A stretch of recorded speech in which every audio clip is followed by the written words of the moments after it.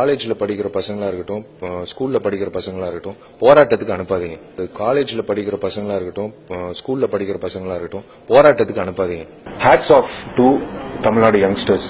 இளைஞர்கள் இந்த போராட்டத்துல இறங்குறதுனால தான் இதுக்கான தீர்வு கிடைக்கும்.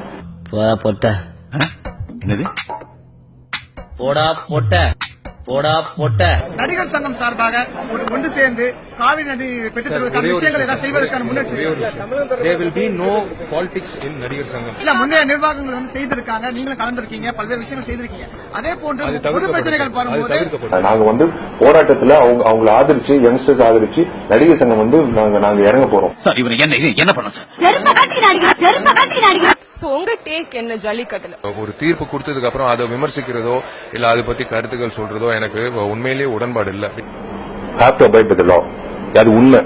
But at the same time ஒரு சென்டிமெண்ட் வந்து ஒரு விஷயம், ஒரு கலாச்சாரம் சம்பந்தப்பட்ட ஒரு விஷயம் வந்து if it can be solved by the prime minister, we can voice it out. There is nothing wrong.